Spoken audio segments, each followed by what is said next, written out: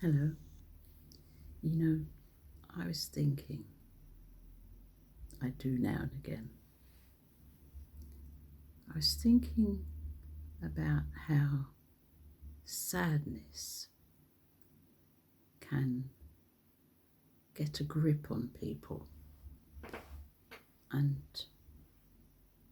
how important it is for those of us who can bring some joy into other people's lives so that sadness can be alleviated to some degree. We all have sadnesses in our lives for different kinds of reasons. And it's lovely, isn't it, to be uplifted by some joyfulness that comes into us from another human being, or perhaps from an animal companion. And it's so important because we need to feel a modicum of happiness in order to function properly as we are supposed to.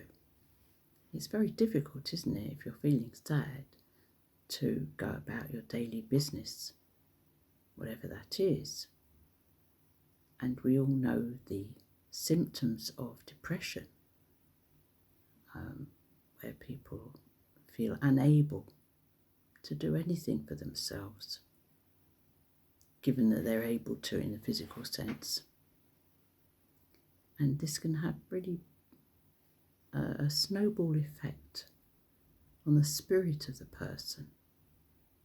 And we've all felt that, haven't we, at times when in our lives we thought, oh, I can't be bothered to get out of bed, or I can't be bothered to do something, or I feel too fed up to do something, too sad to do something. But somehow or other we have to overcome that. And it's not always easy to overcome it ourselves on our own. So to have somebody give us some of that boost of happiness is wonderful. I think that's the reason why we have comics, comedians, why we have fun programs on television or radio. People tell each other jokes, all these things that lift the spirit. And it's not called lifting the spirits for nothing. And I thought, we really need to go about our business every day of looking to see how we can make somebody else a bit happier. And whatever way that may manifest itself. And it doesn't have to cost anything either, just a smile at somebody, or just to listen, to offer a listening ear. They have troubles or problems they want to discuss. Just being there for somebody really can help. And I'm a great believer that spiritualism can help a lot, because of course we try to follow that commandment to love one another. And love itself, spiritual love, is something that can make people very happy when it's manifest. And we can manifest that in ways of helping others, making them feel better, making them feel happier.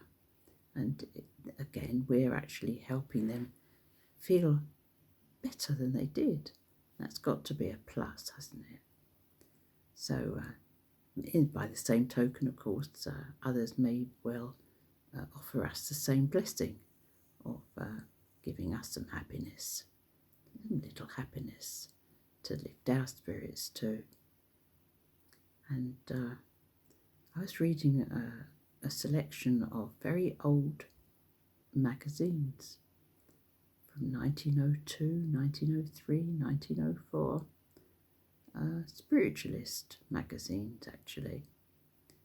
And I was very happy to be reading them and to see that all those years ago we still had the same debates and discussion within spiritualism as we do now. And of course, some of the writers for the magazines were very wordy, very scholarly, and it's not something that we aspire to now. We need to make things accessible for everybody. We understand that,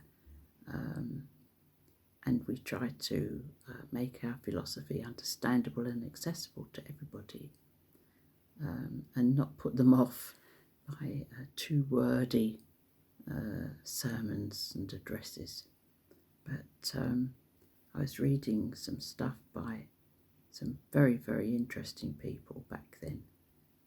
The arguments, although they were very long-winded and couched in very scholarly verbiage, they were the same things. They were going on about reincarnation, going on about other religions, going on about spiritualism and its practices, and the differences between psychic and spiritual, and what constitutes a good mediumship, all these things that we're interested in today. And it was quite extraordinary. Of course, they were looking at forward as well and thinking to themselves in writing, what's life for spiritualism going to be like in the future? How is it going to be? And will people, be able to accept it more? Things like that. And absolutely fascinating. So I was reading this book, and the magazine was called The Spiritual Quarterly, and I think it was about twopence, two pennies, which now that's 1p now in our new money, as it still is for me and some of us. And I know that there are people now who have no idea, perhaps, that there was ever a different currency in this country, but there certainly was, and very complicated it was too before it became decimalised. But so this is this book that I was reading. See, it's a very, very old book, and there was somebody called Effie Bates who wrote wonderful, wonderful stuff, but you'd be bored in 5 minutes unless you would sort of overcome the long words. But here we have, of course, another nice book, Doris Stokes, Voices of Love, with Linda Dearsley, of course, a friend of mine now, happy to say, with Linda Dearsley. Linda Dearsley was the ghostwriter. Don't forget, she has written a new book, Linda, about Doris Stokes, calling the Doris Stokes Effect. And this one is signed, can you see that?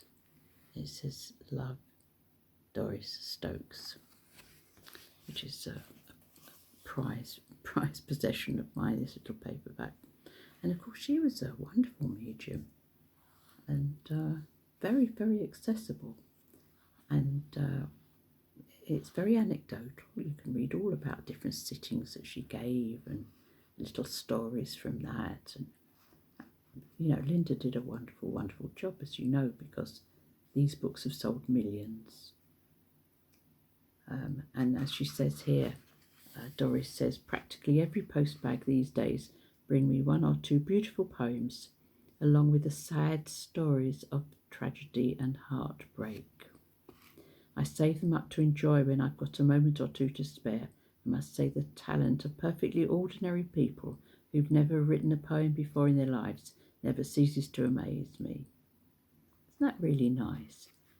And isn't it really nice? I've been talking to you about how we can, help other people's sadness and our own by bringing a bit of joy into their lives. And as I opened this book, as you saw, I just opened it. It fell open at chapter 11, and she talks about sad stories. And of course, as we know, I'll read you the poem that was that Doris enjoyed so much that she included it in her book. Oh, I say, Tribute to a Medium. It's by somebody called Sylvia Mallet. There she sat, centre stage, an ordinary woman like me. Nothing special about her. Well, nothing that I could see. Why had they come, all of these folk? What did they think she could do? Why had I come, I asked myself, when I don't believe in you? Too much sorrow had touched my life. Too many tears I'd shed. And now the hardest blow of all, my most dearly beloved, was dead. I'll walk out now, I thought it. I must have been out of my head. When a voice came floating across the crowd. Is Eileen here? She said. Bert says to tell you he's okay. And why did you cry today? When he walked down the garden to his old shed and threw all his things away. He was walking with you and felt your gloom, and this made him ever so sad, because he's happy and wants you to know that on this side nothing is bad. Wait for the flowers to bloom in the spring, the ones that you both chose with care. As they appear and make your heart dance, you'll know that I am there. So many messages she gave out that night to people lost in grief. So much love poured from her heart as she said, sorry it's been so brief. She was weary now, but still she tried to pass out comfort and hope. Still she smiled, that radiant smile, as she begged us, please don't mope. The door never closes, it's always ajar, and you can step inside. If you remember with love all those that you've lost, they're always by your side. An ordinary woman, who was that what I'd thought, as I scoffed and made up jokes. She is no ordinary woman, I say. She's special. She's Doris Stokes. Wasn't that marvellous that Doris got that uplifting poem? And as she said, she brought tears to her eyes. And before that, there was a poem that she published here where she says afterwards, thank you, George, I feel a lot better for that. And, Doris herself had great problems. And, she suffered a lot from cancer, had various cancer operations, including a mastectomy, and it was the brain tumour cancer that carried her off eventually, much too young, much younger than I am now, actually. So there she is, good old Doris, we used to say, G-O-D. Wonderful, wonderful woman, wonderful medium. Now the thing is this, spiritualism is based on mediumship. Don't you let people tell you that it's rubbish, or it's not true, and there's nothing after this life and stuff like that, and it's all to do with our brains and all our physical stuff, and there's nothing else other than that. Don't let them convince you of that, because it's not true. And I was also reading some instances of how the mind and the brain were proved to be separate, which is what we say as spiritualists, that the mind is part of the spirit self and the brain is of the physical. Well, obviously it's of the physical, it's physical brain, but our mental life does not depend on the physical brain. It depends on our spirit. And there have been some rather gruesome reports that actually testify to the fact that we are indeed spirit people with minds that are attached to our spirit, and that even if the brain ceases to function or isn't there or gets damaged, our mind is still intact, even if it's not apparent. But sometimes it is apparent. And there was one instance where in France, 5 men were being guillotined, having their heads cut off. And what happened was this man, I believe a Jewish man, said to the executioners, if after I have my head cut off, I can walk across and touch each one of my fellow executionees, will you spare their lives? And they said yes, because they didn't believe that that would be possible. And anyway, his head rolled off, his head was cut off. The rest of him got up, walked across and touched each man before falling down, lifeless.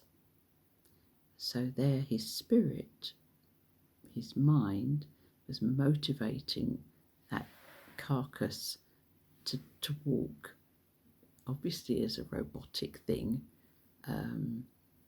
from the other side of life where he was, managed to do that, saved these 4 men's lives. So, and there have been other instances of mostly that came out of war stories where it was attested that some soldiers with, brain injuries, dire brain injuries, were able to recover and lead normal lives with parts of their brain missing. So there you are, you see. We are spirit. Our minds are of our spirit. And I think that that's also something that should cheer a few people up. Just fancy that. And our practices, our psychic practices that are associated with spiritualism, that even many spiritualists are down on, they're actually part and parcel of our spiritualist belief system, aren't they? We understand about psychic manifestations, and there's lots of psychic things that are very interesting and can be happy-making. I know that when I've held development circles and we've done psychic workshops within those, to hone our psychic abilities, and things like flower reading and flower readings, it's reading flowers for people, and crystal ball work, looking into glasses of water, seeing things in that, all sorts of different things, throwing stones and reading them, string reading, all sorts of different things.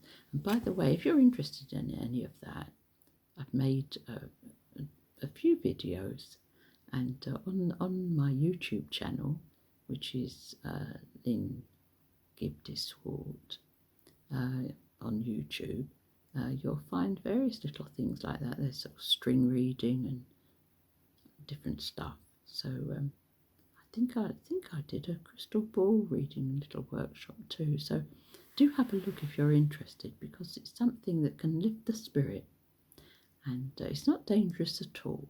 Not dangerous at all.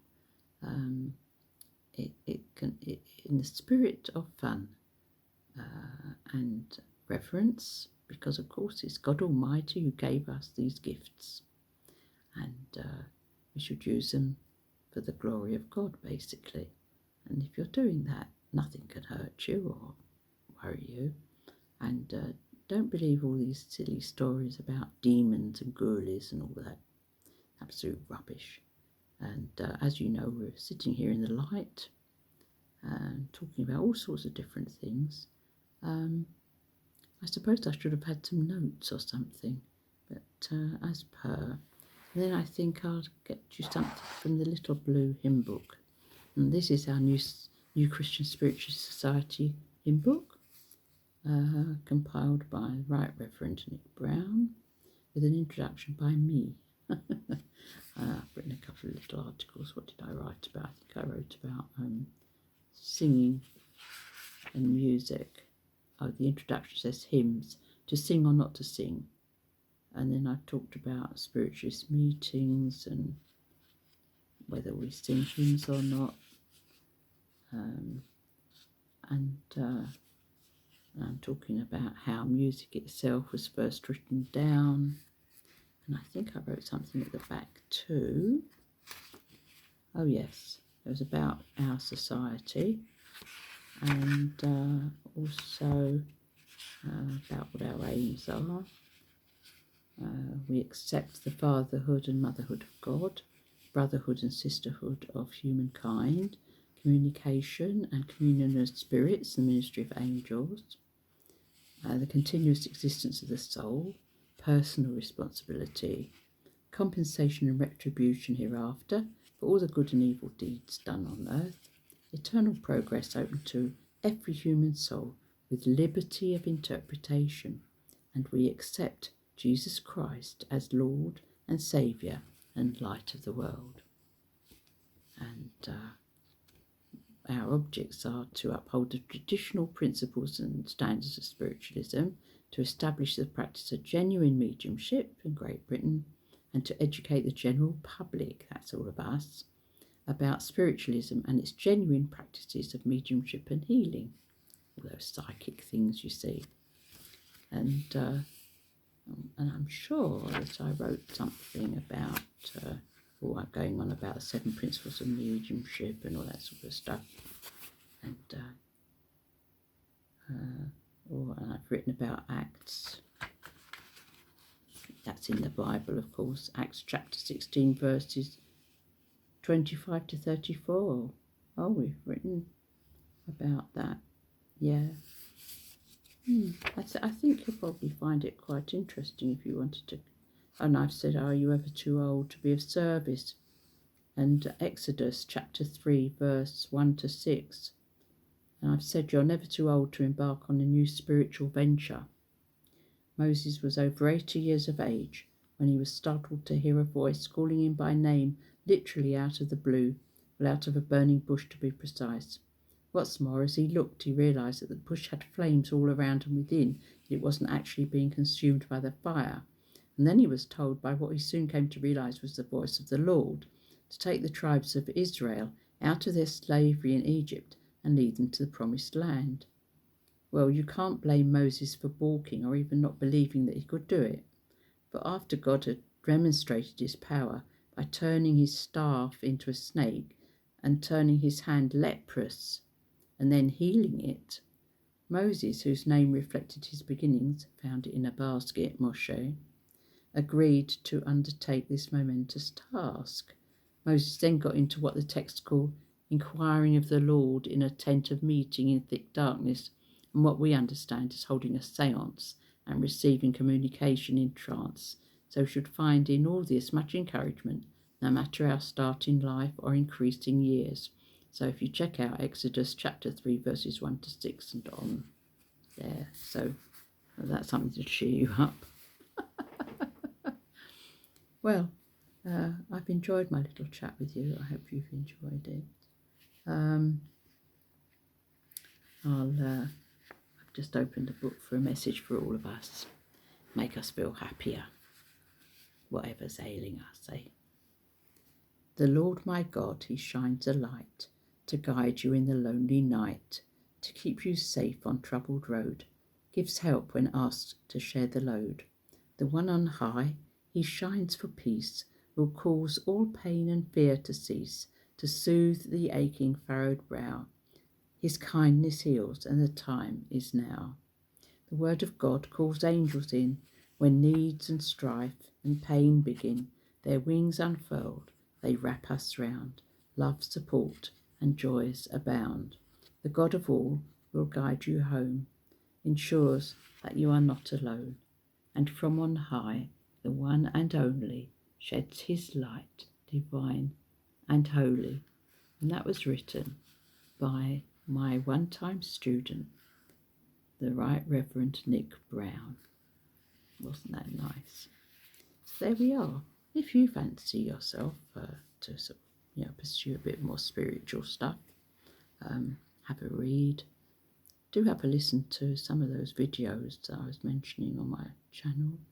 And of course, see if you can find a spiritualist church near you, of any denomination, it's fine, from any organisation, because the core beliefs are the same. And you'll be welcomed, you'll find people to uplift your spirit and to help you out of any sadness that you may be feeling for whatever reason. And remember that we are a recognised religious belief. And we have ministers, and that's every denomination of spiritualism as well. Some are specifically not sectarian, they're not Christian or anything, they're just spiritualist itself as a standalone kind of belief system, but the core beliefs are the same. And I do wish you joy, and I hope that if you were feeling a little bit sad, as a lot of us are different times, that you feel a little bit more uplifted now, and you'll pursue your own sort of spiritual pathway more, because it does help. And if you ask anybody who's involved in spiritualism, they'll tell you it's a really good way of life, a lovely way to think, and it does make you feel happier there. So I hope that if you're going through it a bit yourself, that you feel a little more lifted and lighter of spirit, and join me again for another chat another time. So I'll say God bless to you, and I hope that you will be freer of pains and aches and problems, and that your spirit will sing a little. Bye for now. Bye, and God bless you.